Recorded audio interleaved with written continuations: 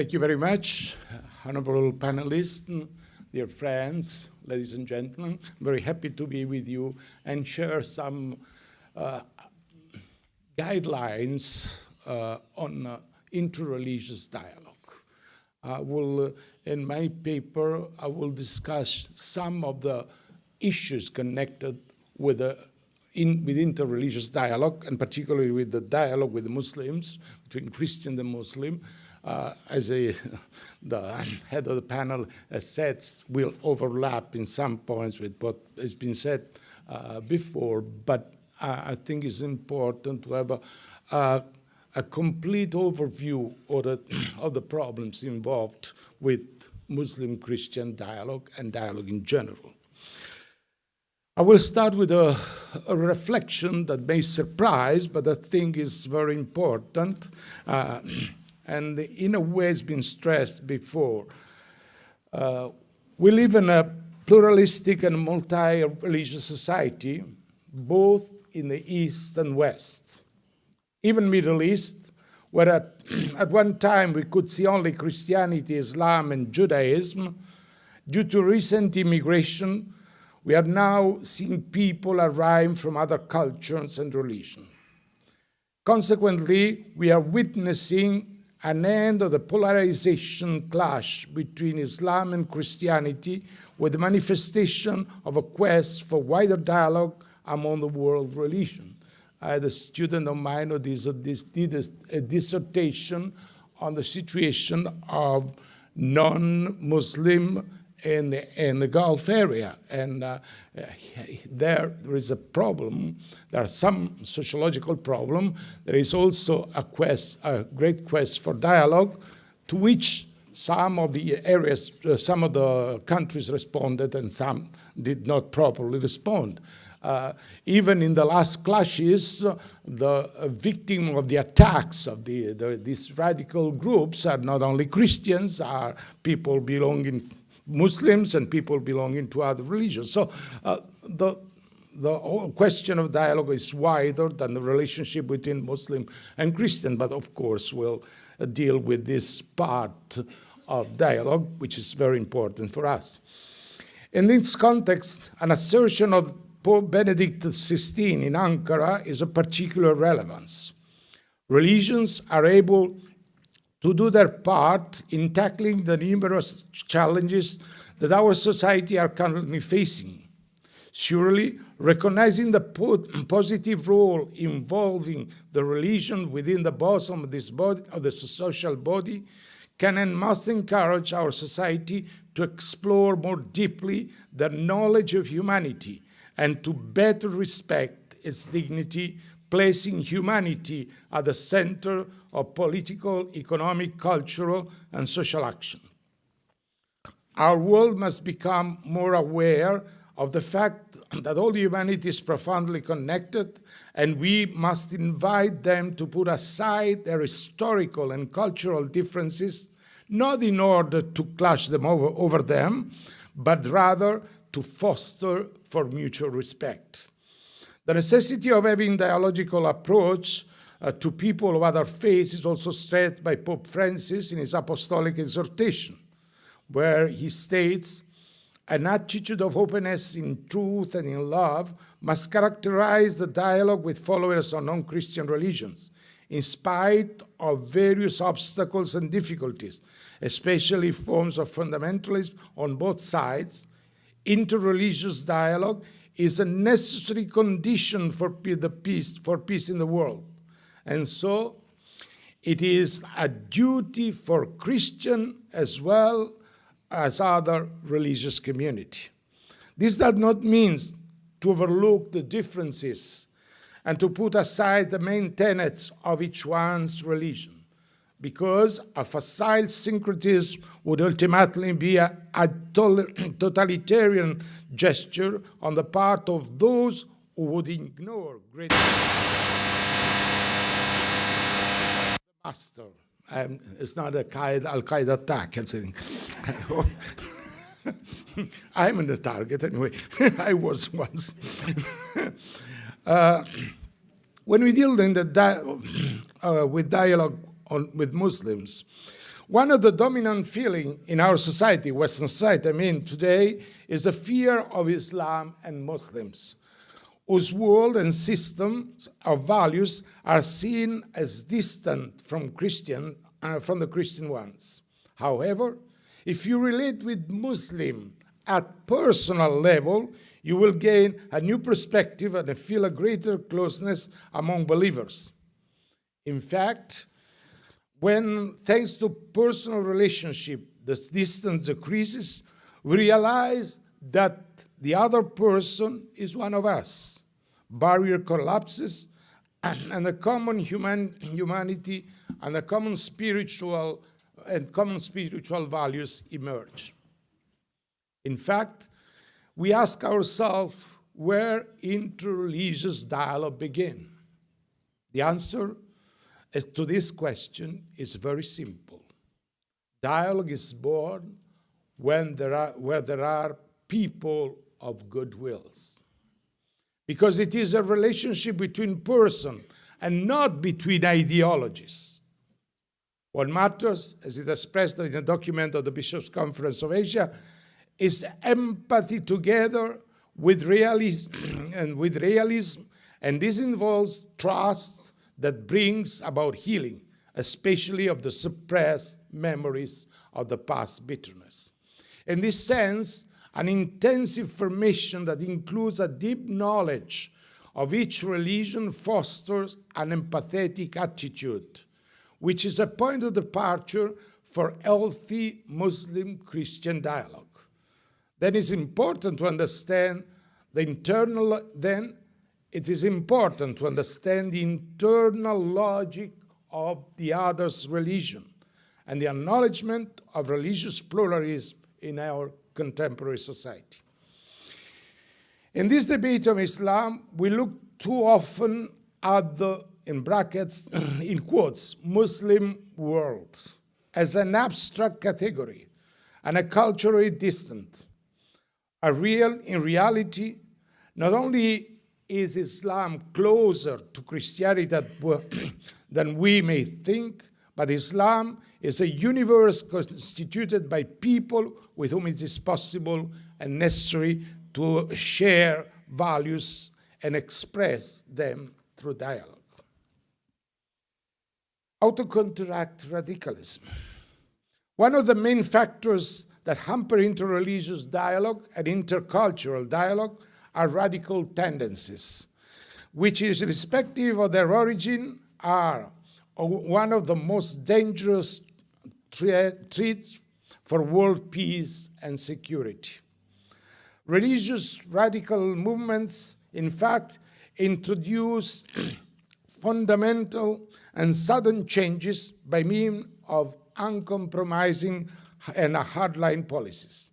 And they create an environment where mutual acceptance and understanding have ceased to exist. This gives way to all kinds of animosity towards people of different ideologies, races, beliefs. Consequently, we must build up an awareness that radicalism, with its extremist tendencies, is incompatible with the true religion ethics and must be defeated through a serious and widespread formation to dialogue and a genuine effort by religious leaders and opinion makers to identify people who are bent on portraying false beliefs and behaviors as part of their religious code. At the same time, political leaders must support this awareness campaign in order to prevent extremism in society and to prepare the ground for moderation. This has particular relevance in the present situation of Middle East, where creating room for dialogue is a great opportunity for policymakers, scholars, businessmen, and social leaders with the purpose of promoting intercultural, interreligious initiatives that will deal with education, social, economic, and political reforms, religious understanding, women issues, peace initiative, and potential area conflict. Among the basic areas where dialogical attitude can be enhanced is the field of education, which cannot be considered an isolated one, but interacts with it and is influenced by other sectors in society, such as family, media, etc., etc. In this sense, government policy, particularly religious education, but also policy towards religion in general, in a multi-religious country, should aim at creating an atmosphere of tolerance, respect, and appreciation. As it is stated in the Charter of the Values on Values and Citizenship and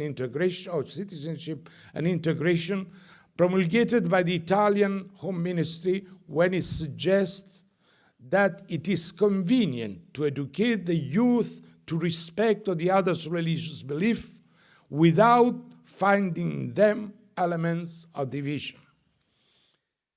The concept of the basic unity of the three monotheistic religions and of their scripture goes back to the sources of Islam, the Holy Quran, which has been part of the Muslim tradition through the ages, is a book where the Bible and the biblical stories played an important role in molding the Muslim faith and creating a link between Muslim, Christian, and Jews right from the beginning of the Islamic area. Unfortunately, the mutual ignorance of the scriptures, both by many Muslims and by many Christians, has made them both overlook how much having common to share. A rational approach to the holy text, as well as a reading as regarding the nexus of faith, reason, and religion, and the ability of human reason to grasp that nexus, should be part of the Muslim-Christian dialogue, as it was said by Benedict XVI in Regensburg.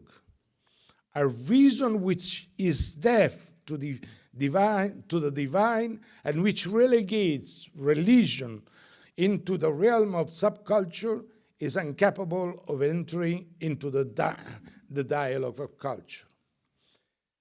Although the core of all religious messages is a call for peace, the internal fighting, communal riots, religious war, as well as wars among people and countries, has always afflicted our global village, what Italian poet Dante Alighieri calls the threshing floor that makes us ferocious.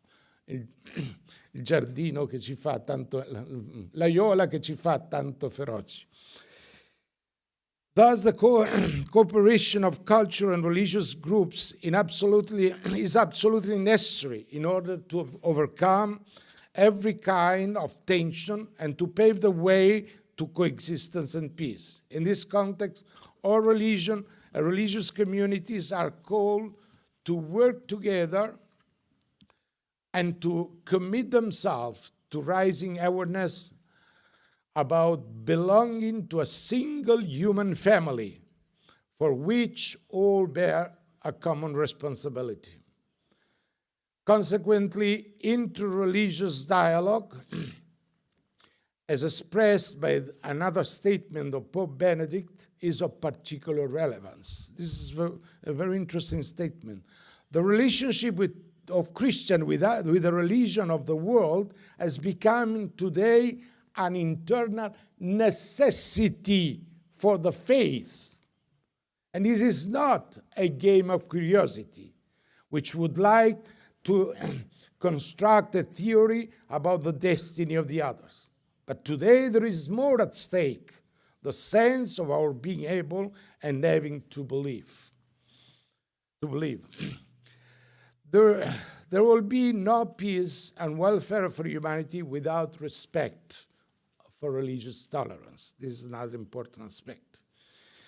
In order that relationship of peace and harmony be established and maintained within the whole of mankind, it is necessary that religious freedom freedom by everywhere provided with an effective constitutional guarantee, and that respect be shown for the high duty and right of man freely to lead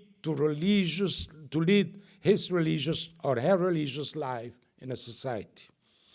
Recently, in the Al-Azhar Declaration of the Future of Egypt is asked as a future state institution a full commitment to protecting and fully respecting praises of worship of the followers of the three heavenly religions, and etc. It is also relevant that in another declaration of the same university stated that freedom of belief and the right connected to it of full citizenship for everyone based on absolute equality in rights and duties is considered the cornerstone of the modern social order.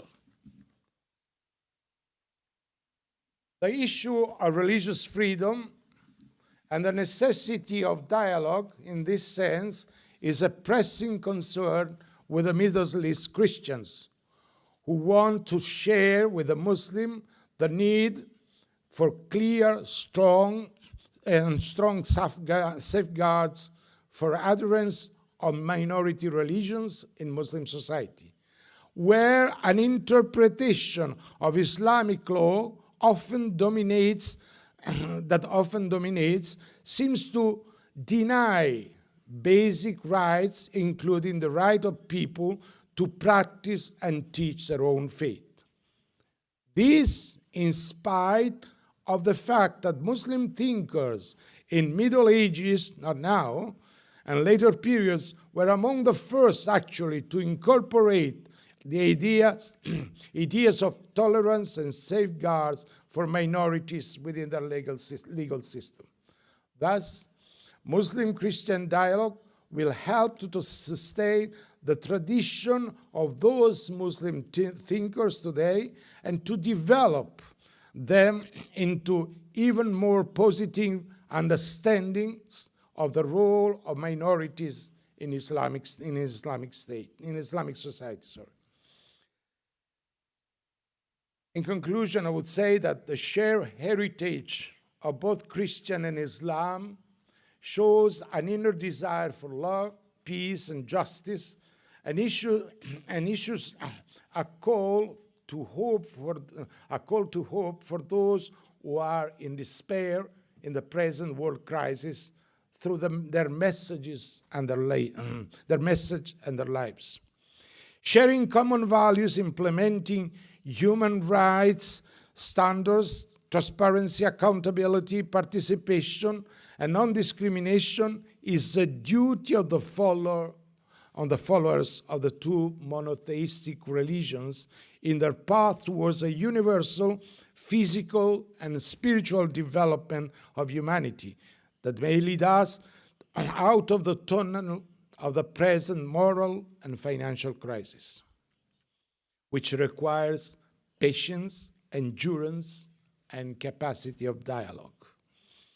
I will conclude with the words of Pope Francis, who said, in order to sustain dialogue with Islam, suitable training is essential for all involved, not only so that we can be solidly and joyfully grounded in their own identity, but so that they can also acknowledge the values of the others, appreciate the concern underlying their demands, and shed light on shared belief.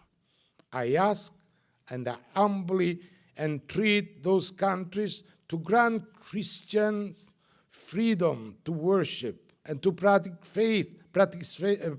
faith in light of freedom, which followers of Islam enjoy in the Western countries. Faced with this disconcerting episodes of violent fundamentalism, we respect for our respect for the true followers of Islam should lead us to avoid hateful generalization. Thank you.